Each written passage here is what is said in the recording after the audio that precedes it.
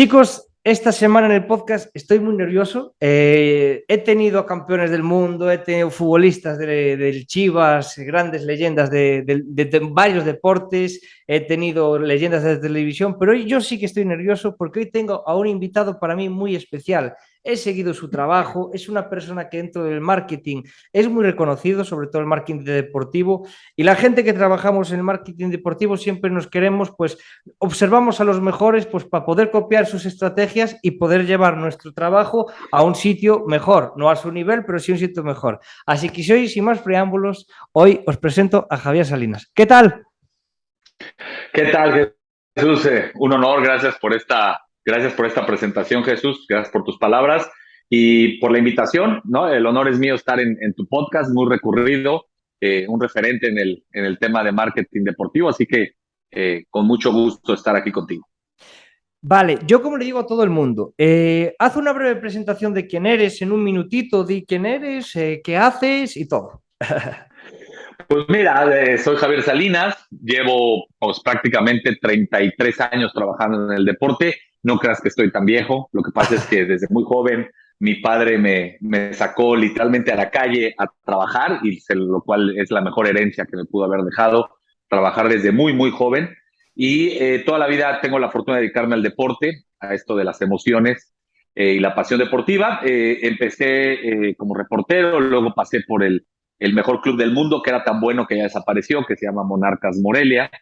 Y de ahí seguí mi andar por la Federación Mexicana de Fútbol, eh, por la Liga MX, he sido presidente de la Liga Mexicana de Béisbol. Y también, pues, algo que me apasiona mucho, que doy conferencias y clases de marketing deportivo por más de 15 años. Y actualmente, bueno, he trabajado en 9 países en Latinoamérica, tratando de ayudar a desarrollar el deporte, principalmente el fútbol y béisbol.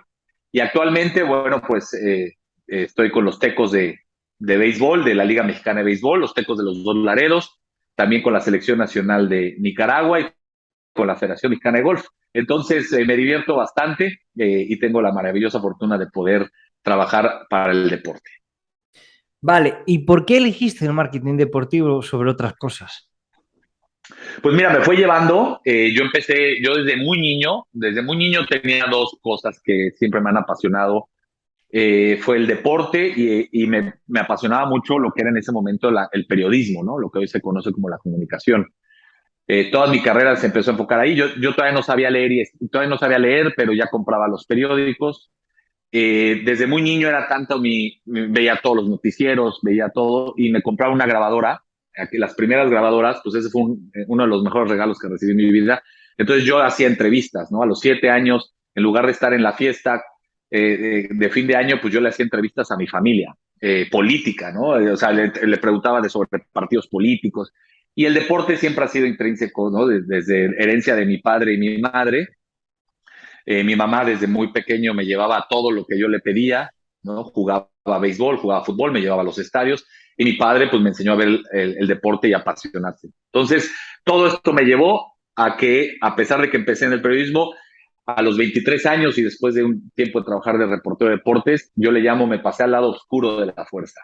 Y fue al marketing deportivo, a los negocios deportivos en el Club Monarcas Morelia y ahí veía la comunicación y el marketing y así es como inició todo. Pues ahora hablando de todo ese tema, yo ya te digo, vamos a seguir la estructura que te vi en LinkedIn para intentar seguir tu carrera desde el principio hasta el final y vamos a terminar hablando de la actualidad, lógicamente. Así que háblanos un poquito de tu experiencia en el Morelia, 10 añitos, por lo que vi ahí. Sí, sí, fueron 11, bueno, pues fue fantástico. La verdad es que tuve la oportunidad de ser parte de un equipo de trabajo que desdoblamos muchísimas productos que hoy son parte de la esencia del fútbol mexicano. Incluso muy innovadores para Latinoamérica. Y lo pudimos probar en la Copa Libertadores, las veces que fuimos con el club. Y ahí empecé realmente como jefe de prensa. Y me fueron soltando el marketing que no existía, ¿no? Yo Ah, fui creando las áreas que no existían en el fútbol mexicano. Y fuimos pioneros en muchas cosas que se hicieron, que en aquel momento fueron hito, en aquel momento fueron noticia, y que hoy pues es como, no, yo les digo a las nuevas generaciones, ustedes ya llegaron a lo fácil, está mucho de lo construido. Nosotros llegamos donde no había nada, ¿no? El fútbol mexicano estaba apenas empezando a ver la parte de negocio o empezar a entender que no solo se trataba de jugar fútbol en el campo, ¿no? Y nos tocó desarrollar esa parte. Tuve unos jefes que me permitieron volar, que me ayudaron. Eso es muy importante, que te dejen trabajar. Y luego tuve un equipo de trabajo de chavos que la mayoría se incrustaron en el medio del fútbol, y pudimos desarrollar cosas padrísimas. Y la verdad fue un momento, yo le llamo la época dorada, porque además inmediatamente surgieron en buena lid competencias como el Pachuca, como los Cholos de Tijuana, que empezaron a copiar lo que hacíamos y no solo eso, mejorarlo, y crearon cosas que no se hacían en Monarcas, entonces que nos obligó a nosotros a responder, y lo único que produjo es que se jaló el fútbol mexicano hacia arriba en términos de negocio, y fue una experiencia maravillosa, un aprendizaje enorme, y Monarcas Morelia hasta la fecha se le recuerda como un gran precursor del marketing y la comunicación del fútbol mexicano hasta ahora, ¿no? Y qué le pasó al Monarcas Morelia? Pues bueno, hace 2 años, casi empezando la pandemia, el dueño, propietario del equipo, decidió venderlo bueno, no decidió venderlo, decidió cambiar de sede, y de Morelia se fueron a Mazatlán. Hoy es lo que es ese equipo que se juega en Mazatlán, y ahí ya pues desapareció, ¿no? Entonces digamos que yo soy viudo de equipo y seguiré siendo viudo, no creo, podré trabajar y como ayudo y sigo trabajando para algunos clubes de fútbol, pero No es lo pues tú mismo. sabes que el No, no, amor no no. se cambia. Te entiendo. Yo fíjate, El yo amor por un llevo. equipo, ¿eh? ¿Eh? El amor por un equipo. Sí, no, a mí me pasa, pero con una federación en concreto.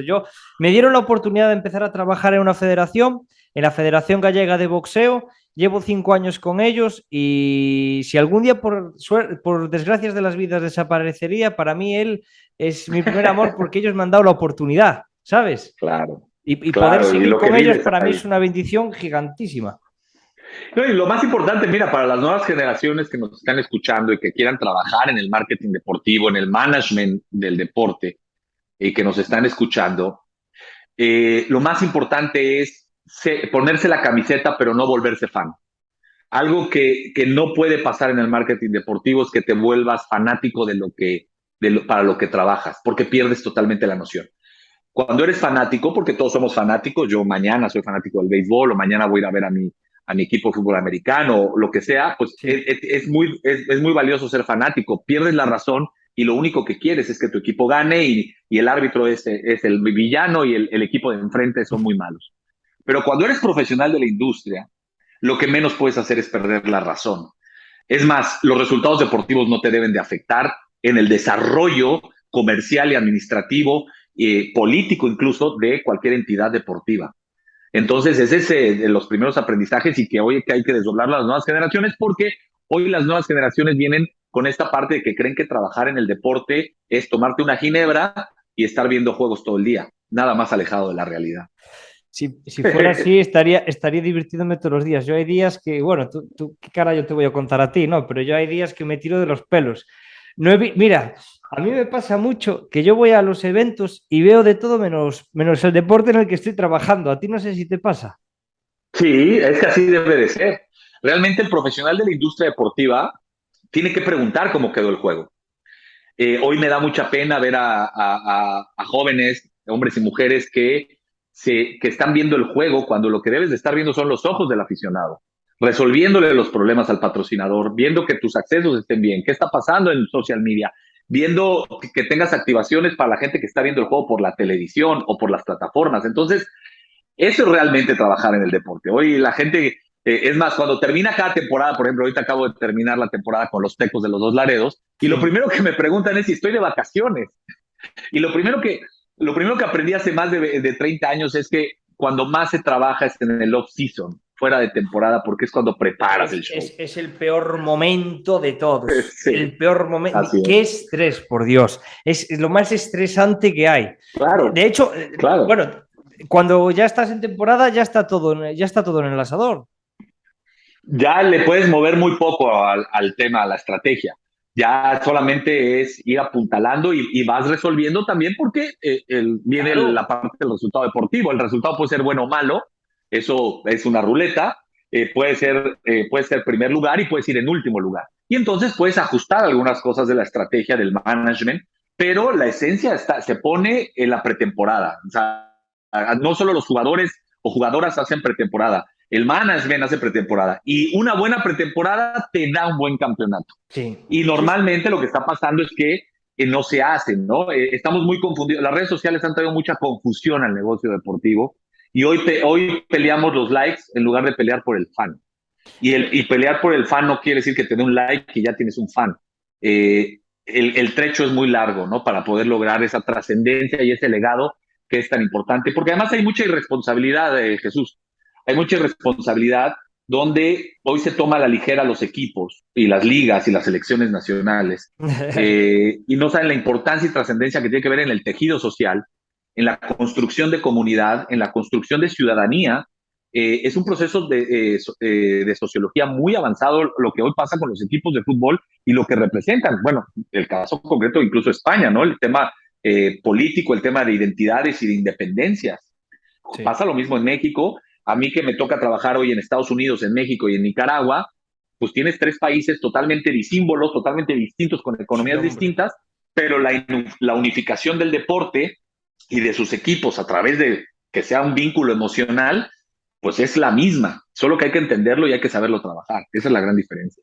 Yo ahí sí que opino, el tema de las redes sociales es un complemento, como tú dices tú bien, pero el problema de las redes sociales, de que hayan venido, es que ahora hay que dedicarle más horas a una cosa totalmente distinta, aparte del fan, y al mismo tiempo dedicárselo al fan. Y muchas veces yo pienso también, sobre todo en entidades pequeñas, es que no hay gente suficiente, porque tú sabes la cantidad de horas que quitan las redes sociales. A mí me tienen dicho, ¡ay, qué guay! Te dedicas a las redes sociales y al marketing. Seguramente que en 2 horas terminas. Y yo, si fuera así, tío, estaría en 6.000 cosas. Pero tienes que Claro, dedicarle 1 y 15 horas a poco más. Yo creo que claro. mi punto de vista, ojo, que puedo estar equivocado, pero yo viéndolo desde una federación pequeña o desde una empresa pequeña, veo que han venido muchas cosas Uh-huh. y la gente se estresa con todo. Es como si no está dividido. Demasiadas cosas hay. Claro, se ha pulverizado el entretenimiento y se ha pulverizado la razón con las redes. Las redes sociales no crean ídolos y los ídolos son un fundamento esencial para tener un equipo profesional y para tener una trascendencia como marca deportiva.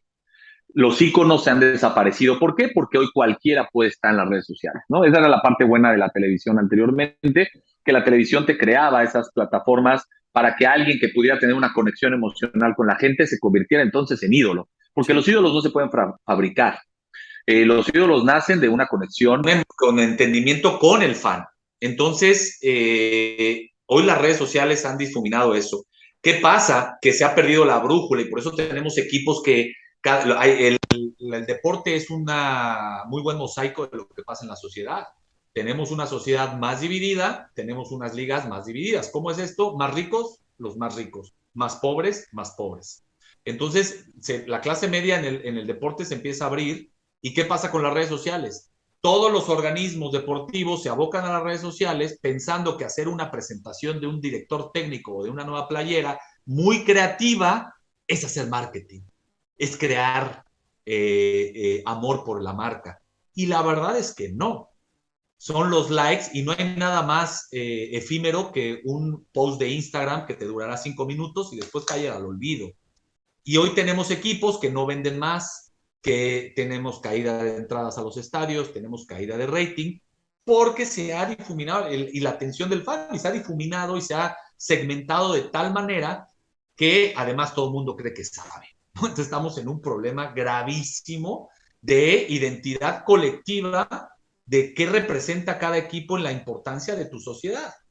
Y hoy los equipos empiezan ya a hacer una ola de críticas totales, ya todo está mal, ¿no? Ya a veces aburre ver Twitter porque todo es crítica, todo está mal y desafortunadamente se ha roto esta parte tan esencial de que si ganaba mi equipo soy feliz, si pierde vuelvo a tener una emoción por volverlo algún día a ver ganar y eso se ha perdido.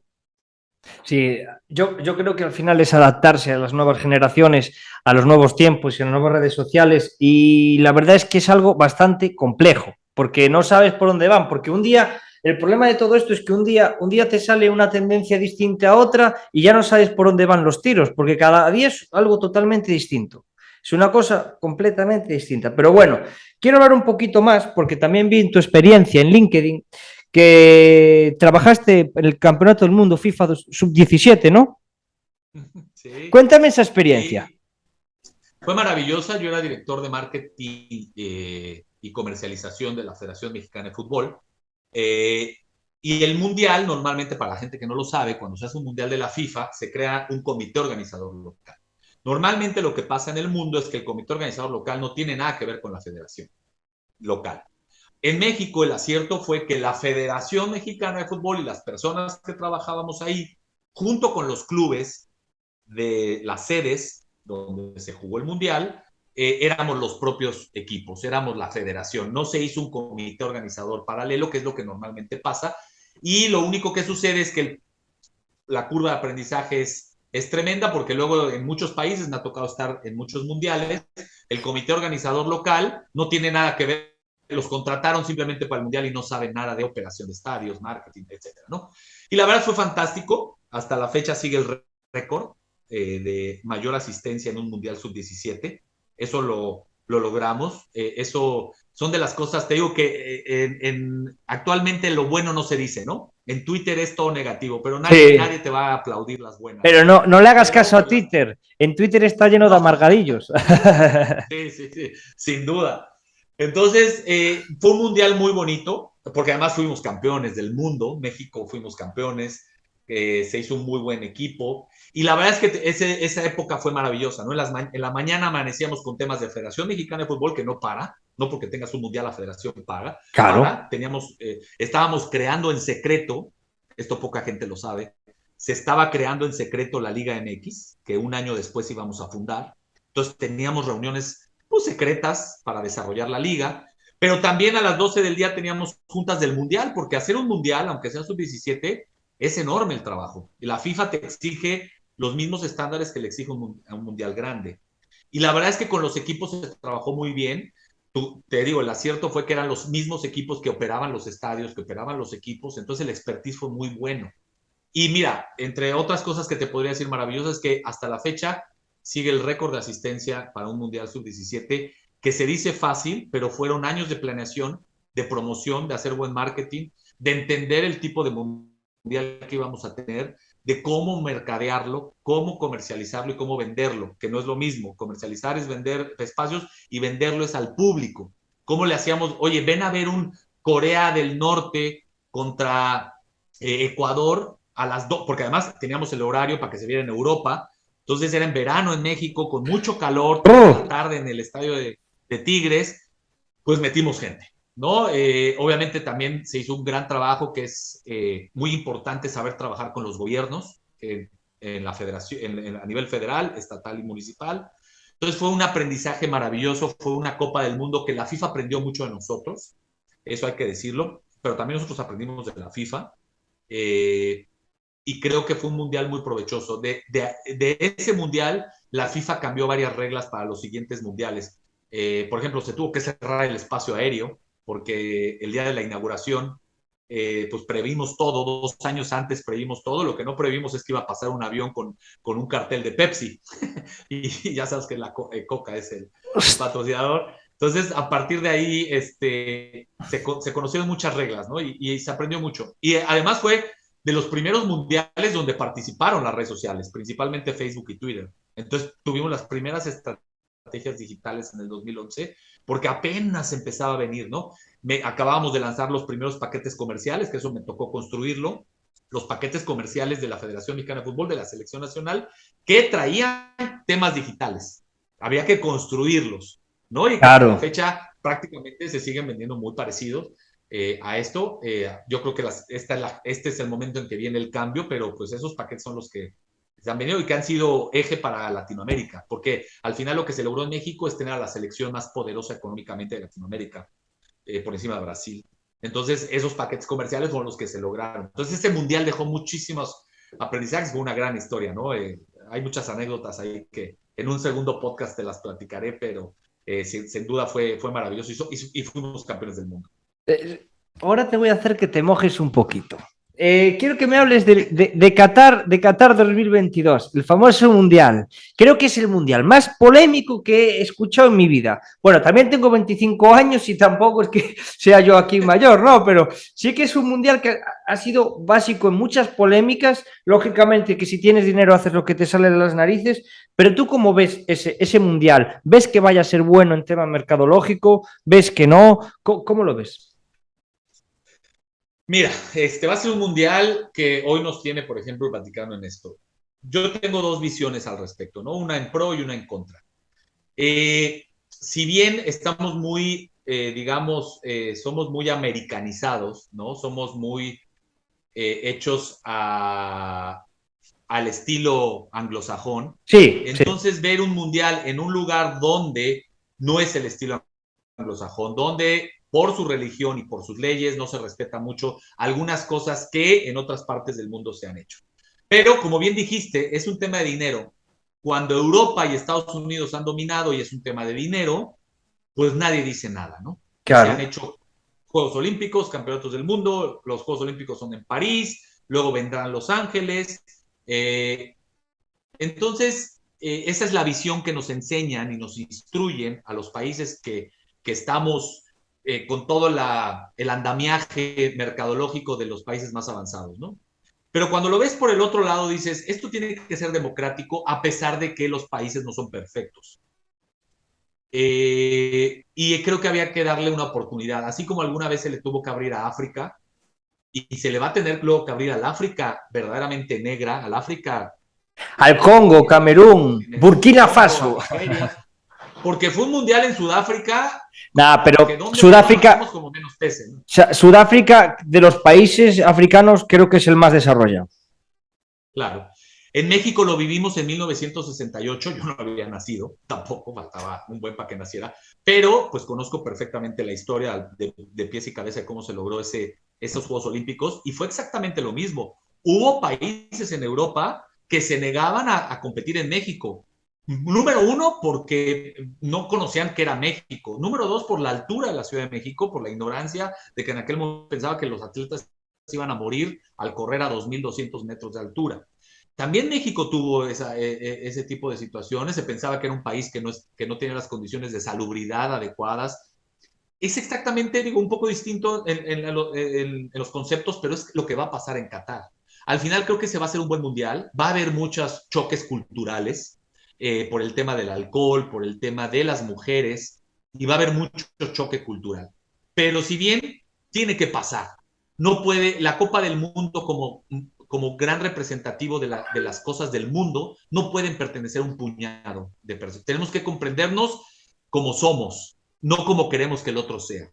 Y si bien Qatar, desde nuestra perspectiva y educación, no tiene los assets democráticos con los cuales han crecido nuestros países cercanos a las potencias mundiales, económicamente neoliberales, pues tampoco es que el Qatar sea el demonio y entonces aislemos, ¿no? Porque entonces estamos viviendo un apartheid y un clasismo y racismo terrible. Si bien Qatar va a tener muchas, y ya tiene muchos signos de interrogación, y ha cometido muchos errores en su consecución del Mundial, tiene un tema de derechos humanos fuerte, pero también, pues bueno, se va a llevar el Mundial para allá y eso hay que festejarlo y se extiende la marca fútbol y se extiende este proceso de estos valores que el deporte nos hace de identificarnos como seres humanos en un planeta, ¿no? Porque al final el deporte es eso, sí, ¿no? Un vehículo de comunicación para podernos entender. Y hay pocas cosas. Y una cosa de ellas es el fútbol, que es universal, que tiene más países registrados que la ONU.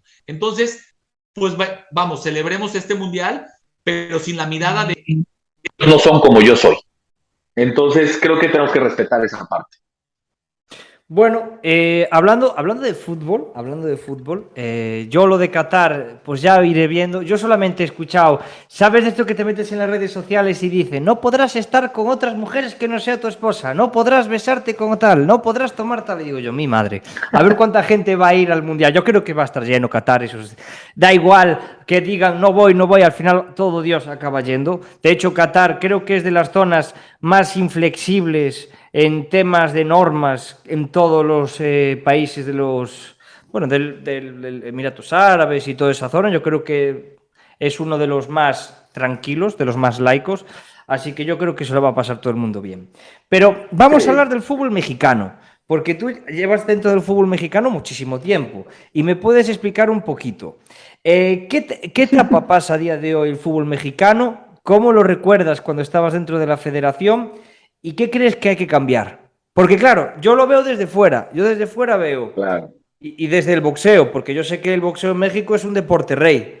Yo veo que totalmente. México en boxeo es una potencia mundial, veo que México en boxeo gana todo por todos los lados, pero en contraparte, en el fútbol, con todo lo que se invierte y toda esa infraestructura que hay, no le da esos logros a México. ¿Por qué crees que es? Mira, esto trasciende más allá del deporte. Yo algo que he sostenido en ensayos que he escrito y en las cátedras que doy, tú tienes que revisar el contexto siempre. No se puede pensar o analizar o plantear un proyecto deportivo si no analizas el contexto. El contexto ciudad, el contexto país, el contexto económico, el contexto antropológico social que vive cada ciudad o cada región es fundamental. Normalmente cuando se plantea un proyecto deportivo importante, y no, llámese fútbol o incluso otros deportes, se cree que solamente es hacer deporte y vender patrocinios y entonces vender entradas y ya todos somos felices o hay algo de éxito. Ese es el manual del fracaso.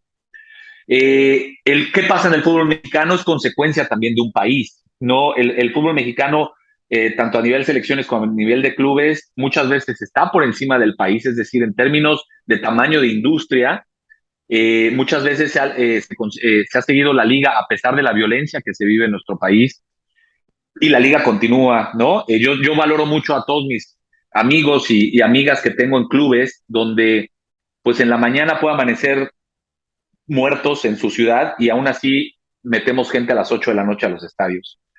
Eh, por eso yo siempre he sido un creyente de que tenemos que conocer, es muy importante ser y conocer todo lo que pasa a nivel global, pero más importante es entender el mercado para el cual vas dirigido.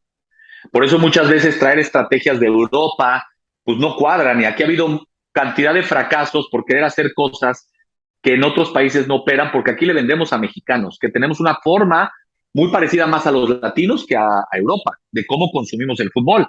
Mi mayor aprendizaje en Latinoamérica ha sido en Colombia, por ejemplo, o en Ecuador, que consumimos y tenemos los mismos problemas entre, por ejemplo, clubes y cervecería, que lo mismo que pasa en México, muy distinto a lo que pasa en Europa. Sí. Entonces, ¿qué pasa con el fútbol mexicano? Que es hijo del propio país y rehén de las propias usos y costumbres que pasamos, para bien y para mal. Para bien es que hoy tenemos una industria que genera muchos miles de millones de dólares, que genera empleos que están muy bien pagados. Somos la segunda liga que mejor paga en el continente, por encima de Estados Unidos. Todavía se paga mejor que en Estados Unidos, Oh, sí. en términos promedio. Sí, Ostras. claro, porque Estados Unidos le paga bien a los jugadores libres, a los jugadores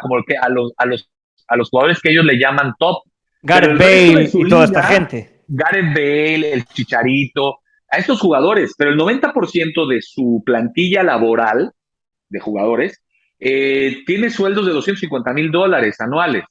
Aquí el promedio de jugadores titulares, pues está por encima de eso, está un poquito arriba de eso. Entonces, se paga mejor. Brasil es un gran competidor en sueldos. Pero tú dirás, ¿somos la economía de Estados Unidos? Por supuesto que no. Somos un país 2 veces más chico que Brasil. ¿Por qué se puede pagar tanto? Porque se ha generado una economía a lo largo de muchas décadas con mucha inteligencia en algunos casos para generar eso. Ahora bien, ¿qué es lo malo?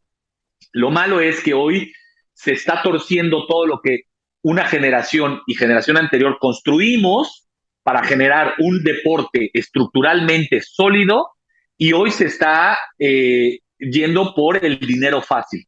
¿Y cuál es el dinero fácil? Romper las estructuras de competencia, que lo estamos viendo con la nueva liga de golf, ¿no? La LIV, que rompen totalmente la competencia, donde la competencia deportiva ya no es importante, sino el espectáculo per se, el espectáculo sin competencia. Y eso puede matar a cualquier deporte. Y haber quitado el descenso en México, que en un principio yo pensé que podía no ser tan malo, está generando un problema severo.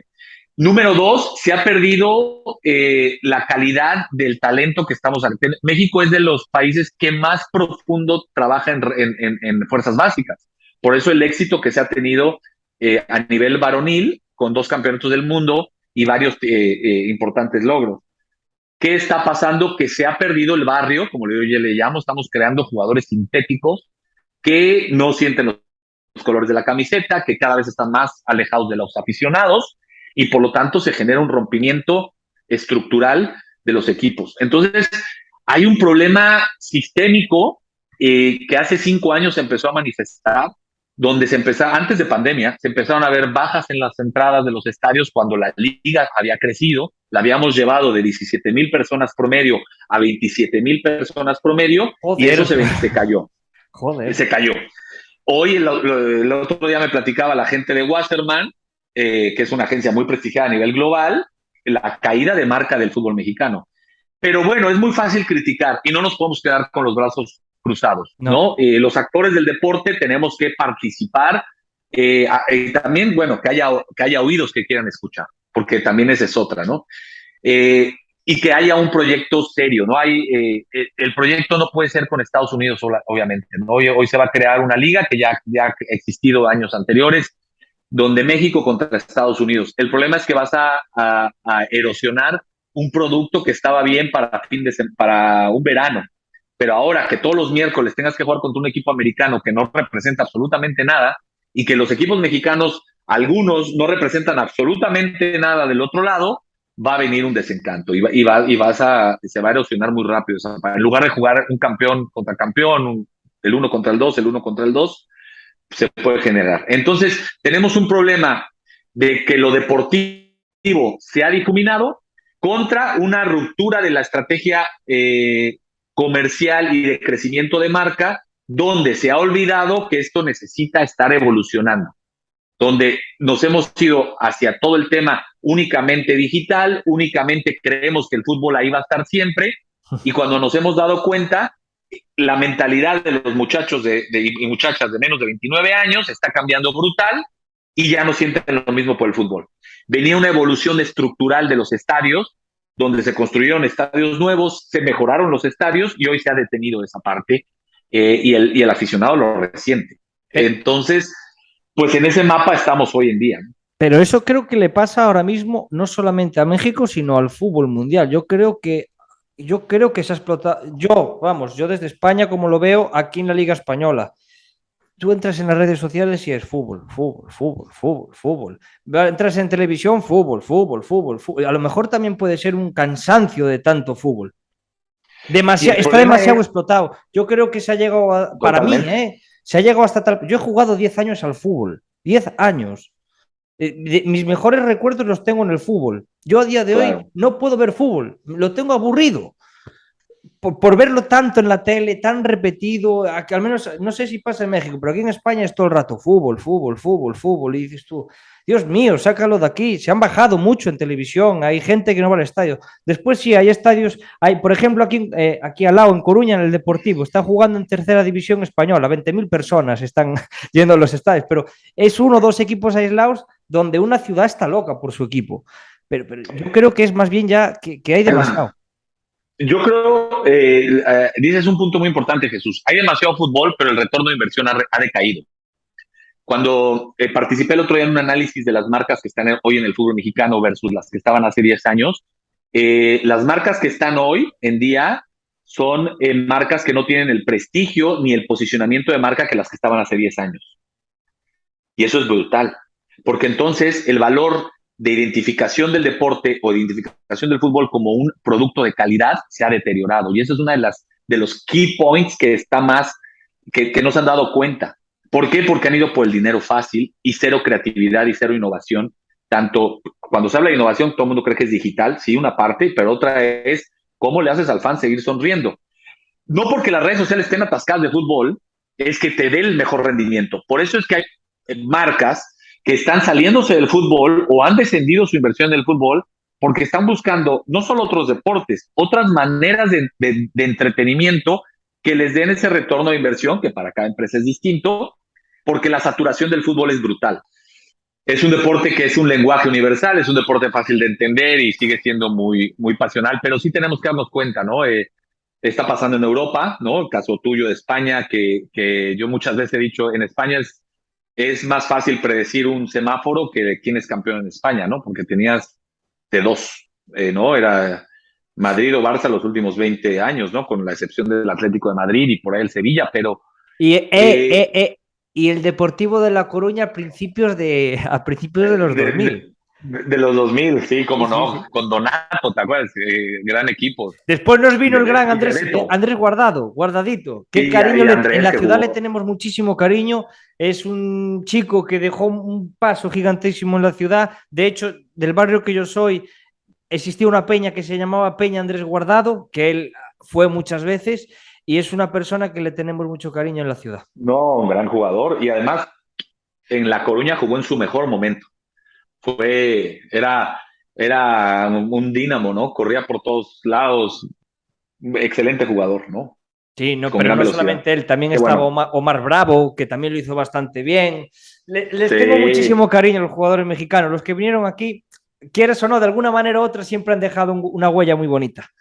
sí, sí, sin duda. Bueno, y ahí estuviste también en el 86, después del Mundial, que todavía no nacías, pero jugó el abuelo Cruz de los Rayados de Monterrey. Después del Mundial se lo llevan a jugar ahí, jugó en La Coruña, ahí el abuelo Cruz. Ah, mira tú, mira tú. Sí, Sí, sí, sí, no, por aquí pasaron muy buenos jugadores, pero bueno, creo que de hecho el que más ha destacado que haya pasado por aquí, Andrés Guardado.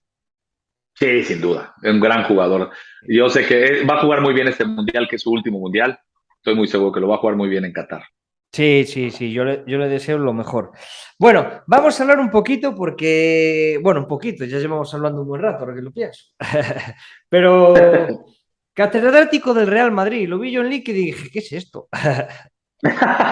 Y mira que no le voy, ¿eh? No le voy a ni al Real Madrid ni al Barcelona para acabar pronto, ¿no? Sí, en el año 2007 en el año 2008, perdón, yo ya llevaba 3 años dando clases en la escuela de la Johan Cruyff, que nació ahí en Barcelona. Ya llevaba 3 años en México. Yo soy producto de la primera generación del NBA en Sports en México en el 2005. Y saliendo me invitan a quedarme a dar clase, ¿no? Entonces, llevaba 3 años dando cátedra y creo que de ahí se enteraron. Y en el 2008 me invitan a dar clases. Estuve hasta el 2013 dando clases, que te voy a ser bien honesto, para mí era un poco complicado, porque yo soy muy crítico del sistema español, de su sistema de competencia, ¿no? Donde yo decía, no, no pueden repartir los derechos de transmisión como lo reparten, porque lo único que hacen es volver a los ricos más ricos, ¿no? Y esta liga es muy predecible en términos generales. Y trabajar ahí, la verdad es que me trataron muy bien, y estaban en fusión con una universidad americana que es Laureate International, que tiene varias universidades, ¿no? Un Sí. conglomerado de universidades. Y entonces la verdad es que fue muy bueno, tuve muy buenos alumnos, varios de esos alumnos hoy están en puestos importantes, eh, y fue una experiencia muy bonita, ¿no? Respetando obviamente el tema Real Madrid, yo siempre, como les dije a las gentes que me contrataban, yo no soy creyente de su forma ni su management. ¿Por qué? Porque yo me crié digamos, laboralmente hablando, en un lugar donde no podía haber deuda, en Monarcas Morelia. Al revés, todo lo que se hizo es porque conseguíamos el dinero para hacerlo, nadie nos lo fondeaba. Y si nos lo fondeaba, lo teníamos que pagar, ¿no? Los números tenían que salir más o menos tablas.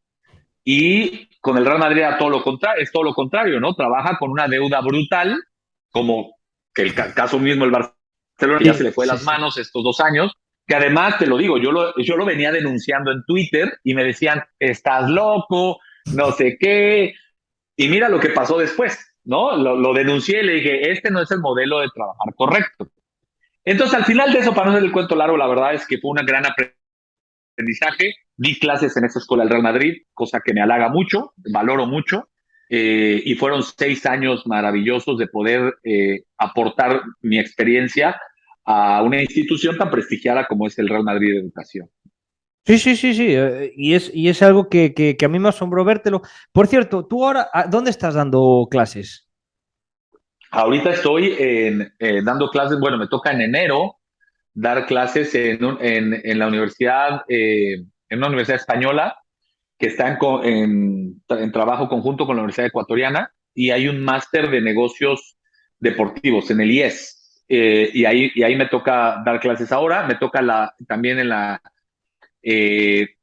Universidad de Morelia, me tocará en mayo, y bueno, eso es lo que puedo hacer. No puedo dar más clases porque afortunadamente tengo que viajar mucho por mi trabajo, entonces no da tiempo de estar en el aula. Y no me gusta dar clases, lo tengo que decir, por Zoom, porque si de por sí son distraídos los jóvenes, imagínate por Zoom, ¿no? Entonces es más difícil. Yo te soy sincero, yo cuando hay que pagar mil y pico dólares, 5.000 o cosas así, de todo pero menos distraído, ¿eh?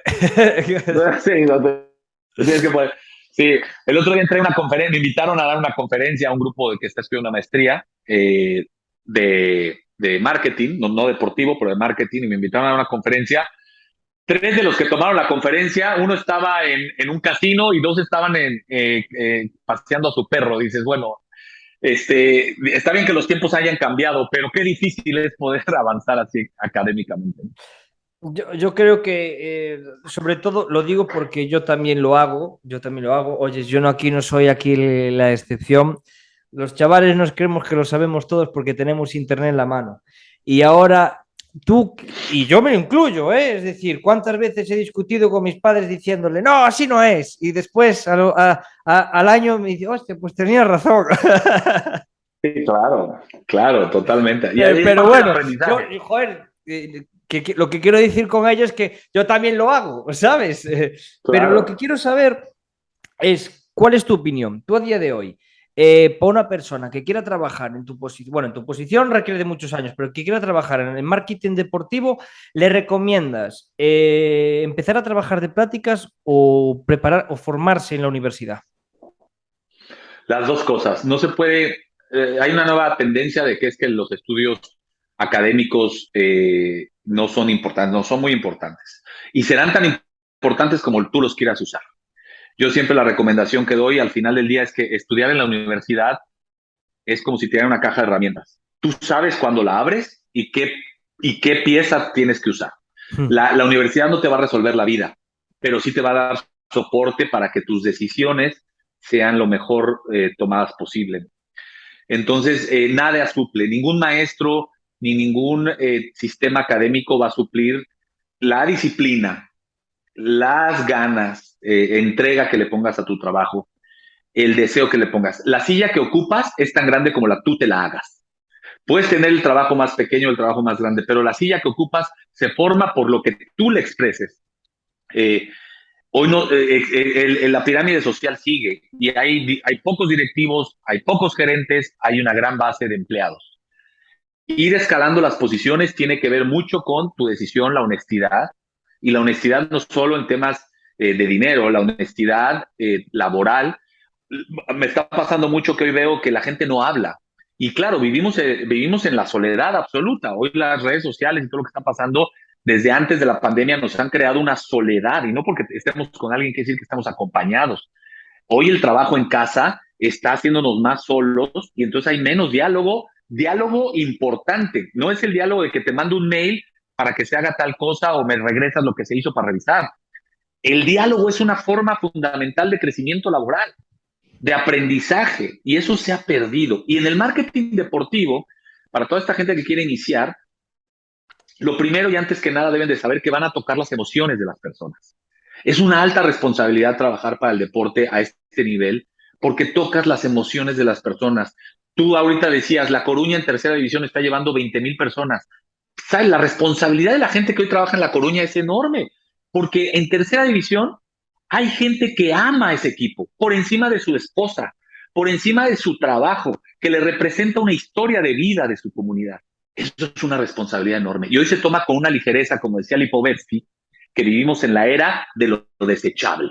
Sí. No me sirve, lo tiro. Es tan ligero como, se me descompusieron estos audífonos, mañana los cambio.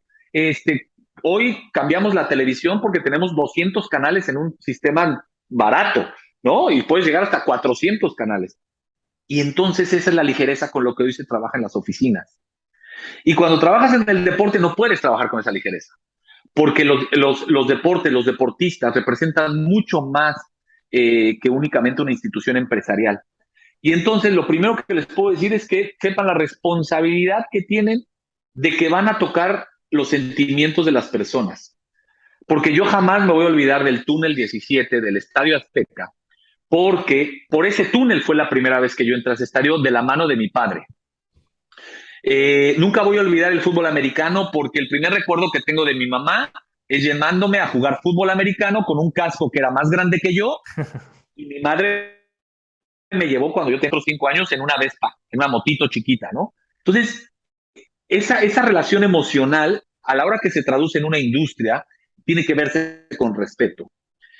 Todo el mundo quiere trabajar en el deporte, pero poca gente tiene ganas de dejar algo escrito en el deporte, que no sean títulos, sino un legado en el negocio, un legado en la comunicación, exacto, un legado en la forma de vender cerveza, un legado en lo digital. El ser un triunfador en el deporte no pasa por los títulos, pasa por cuánta gente hiciste sonreír. Esa sería la gran métrica para dejar a alguien para que algo supere en el deporte. Entonces, yo todos los días que trabajo, estoy pensando en la gente. Tienes que pensar en el público, que tengan cosas que solamente a este nivel ya se entienden, porque cuando lo dices a alguien que no conoce, te ven con cara de está loco. Los baños limpios, porque yo no voy a meter a mi hija a un baño que esté sucio. Entonces, eso es trabajar en el negocio del deporte. Si traes al patrocinio más grande, a mí me tocó ser parte del equipo y liderar el equipo y conseguir el patrocinio más grande que ha habido en América Latina, que es el de BBVA con la Liga MX. Pero ese patrocinio no se hubiera logrado sin las pequeñas cosas. ¿Y sabes cómo acertamos ese patrocinio? Cuando logramos entender cómo bajarlo, no en los estadios, en las sucursales del banco. Y ha sido mejor patrocinio de cuando BBVA estuvo con la Liga Española en términos de retorno de inversión. Sí. Entonces, lo más importante para las nuevas generaciones es no subestimen el deporte. El deporte requiere profesionales de tiempo completo, no requiere fans, pero sí requiere un gran amor a las personas que consumen el deporte.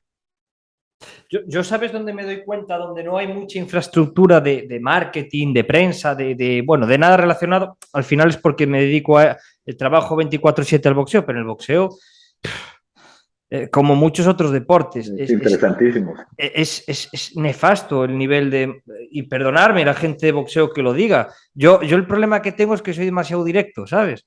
Pero claro, es nefasto la comunicación que hay en el boxeo. Menos esas 4 promotoras que son multimillonarias, el resto no hay una infraestructura, ¿sabes? No hay un documento, no solamente en deporte, sino en reglas básicas. No hay nada. Es un deporte que se mueve por ídolos. El gran Julio César Chávez, Mike Tyson, Mayweather, ahora mismo Canelo. Y el boxeo siempre ha vivido de ídolos que mueven muchísimo dinero y ya está. Pero el deporte como infraestructura en sí, el boxeo es... Claro. Es que me jode decirlo, pero como muchos otros deportes, no solamente el boxeo, pero como muchos, es nefasto. Sí, el boxeo, que en México es también muy popular, en Europa del Este sobre todo es muy popular. Sí. En los Juegos Olímpicos está en el top 10 de los deportes que más boletos venden en términos de porcentaje. O sea, es un deporte que llama mucho la atención, ¿no? ¿Por qué? Porque además tiene la raíz de nuestro ADN más, digamos, cavernícola, ¿no? Que es la pelea cuerpo a cuerpo, por ver, ¿no? Entonces tiene un ADN deportivo, es un ADN puro, que es quién es mejor que el otro, ¿no? Es un poquito en violencia, pero quién es mejor que el otro. Entonces es un deporte esencial nunca va a desaparecer. ¿Cuál ha sido el problema del boxeo? Estados Unidos, ¿no? Esta parafernalia de crear unas peleas espectaculares y que ha podrido al nivel mundial el boxeo. ¿Dónde vemos el boxeo más puro? En los barrios, en los gimnasios, en las peleas donde no hay dinero de por medio. Vemos la habilidad física de un hombre contra otro hombre o de una mujer contra otra mujer, pura habilidad física, que es una esencia del deporte. Entonces, ¿por qué no crecen las infraestructuras en deportes como ese? Porque no hay una competición que te permita representar un barrio, que te permita representar una identidad más que el país. No, pelea al Canelo. Bueno, entonces nos sentamos a ver al Canelo, pero pelea 2 veces por año, 3 a lo mucho. Entonces no hay una representatividad continua de identificación que me permita volverme fan para poder traducir parte de mi vida y mi esencia a través de un símbolo. Entonces, como eso no sucede y son muy ocasionales, el box se ha atorado en la construcción de infraestructura que le dé una liga o campeonatos alrededor. Lo más cercano es el boxeo olímpico, ¿no? Que ahí sucede, pero no han querido dar el salto, aunque la discusión ya está muy fuerte, tú lo debes de saber, si dejan pelear ya profesionales, que yo creo que va a tener que ser inminente en algún punto, ¿no? Para regresar un poquito esa esencia del boxeo. Sí, no, no, de hecho ya están peleando profesionales en las anteriores Olimpiadas. Profesionales Claro. fueron a la competencia, pero bueno, es muy distinto el boxeo amateur al boxeo profesional, eso es otro, pero eso es otro tema de conversación que si quieres en otro podcast te puedo decir. Claro, pero, con mucho gusto. pero sí que es eso, que no solamente en boxeo, lo digo porque al final estoy en eso, pero en muchos otros deportes de equipo no hay esa infraestructura.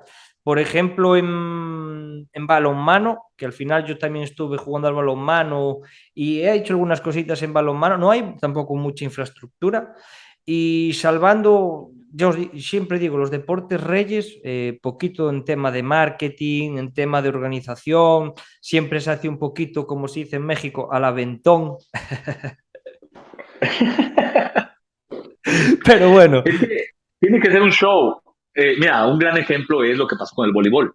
sí, Cuando el voleibol cambia sus reglas, que fue muy criticado, y por cierto, el presidente en ese momento era un mexicano, Carlos Acosta, y fue criticadísimo, ¿no? Pero gracias a ese cambio volvió al voleibol, lo volvió un deporte multimillonario y un deporte global.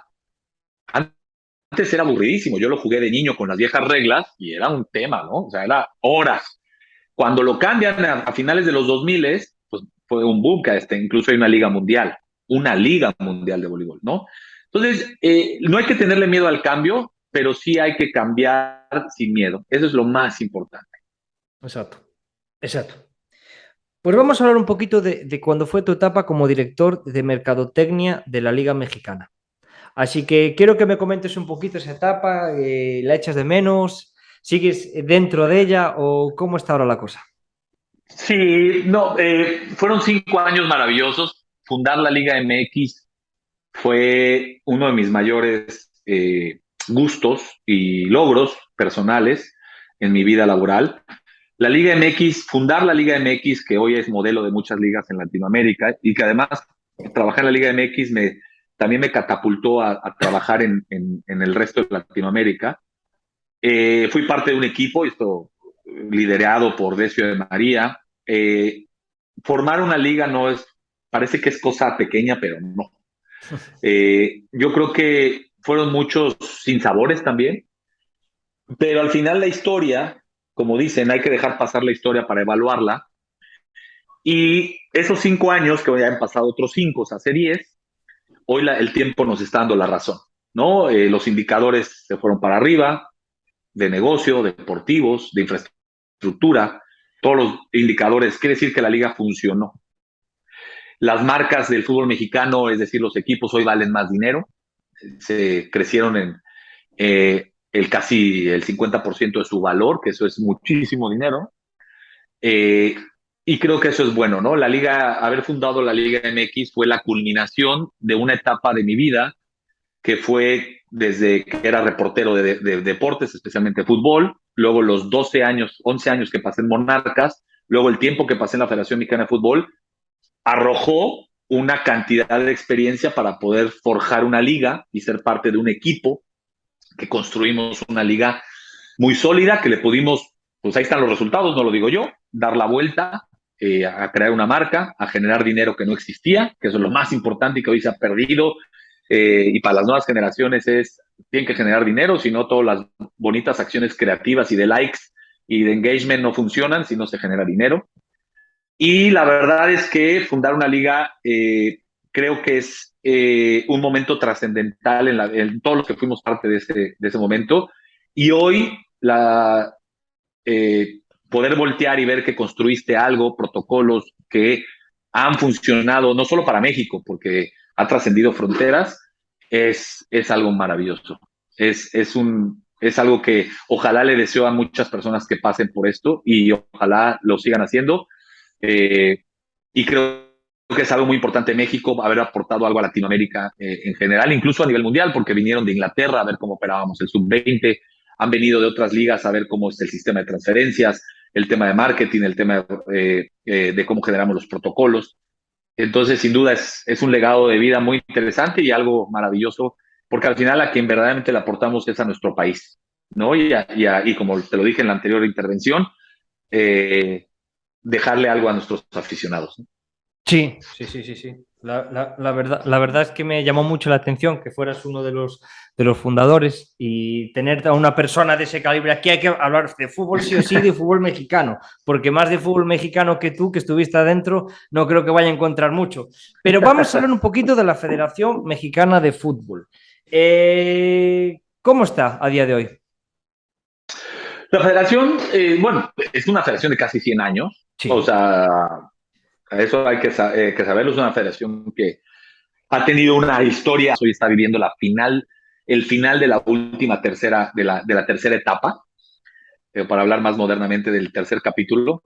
Está muy marcada la historia de la federación, es muy secuencial y estamos viviendo esa última etapa.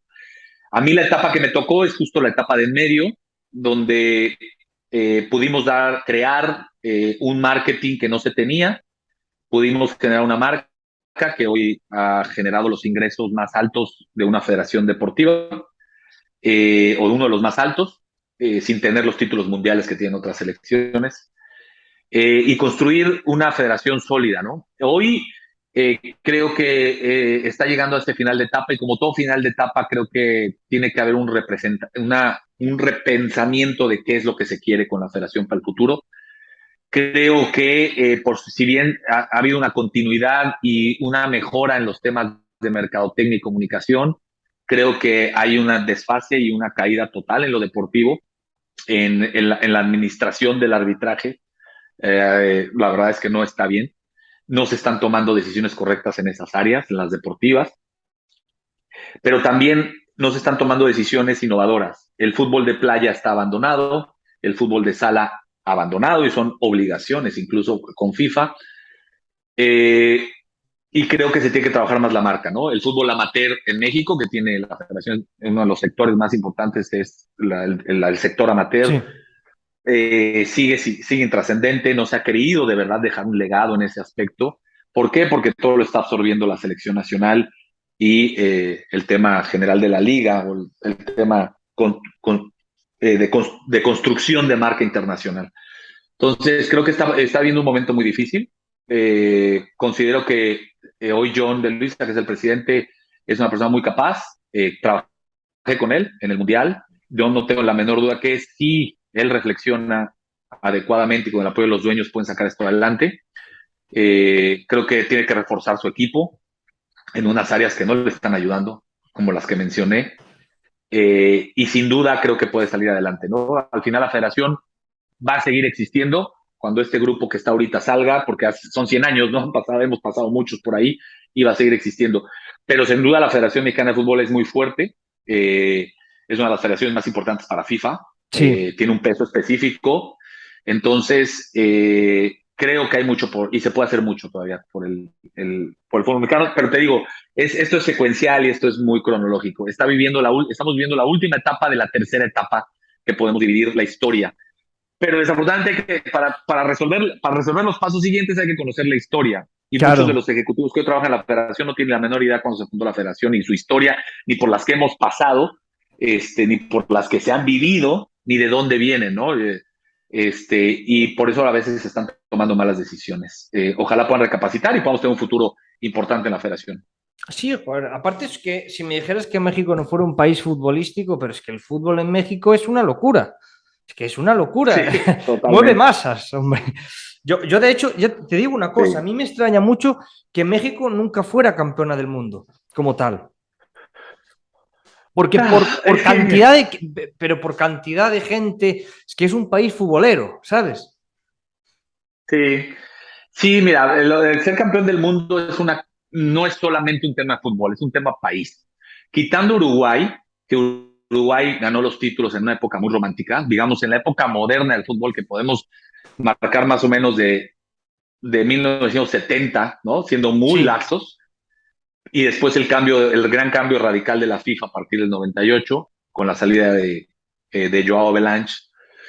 Si podemos así dividir la historia, realmente desde países ricos y de países de primer mundo con una estructura cultural y económica que se refleja ahí.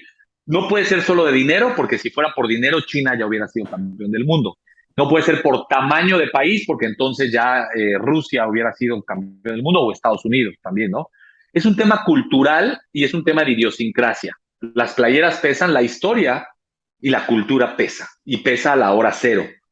Tú puedes tener un gran equipo, pero el caso de Portugal es un caso muy ejemplar, ¿no? Ha tenido grandes generaciones, eh, ya por fin fue campeón de Europa hace unos años, llegó también en el 2000 a la final, pero no da ese salto, ¿no? Cuando ha tenido jugadores increíbles, Sí, sí, sí.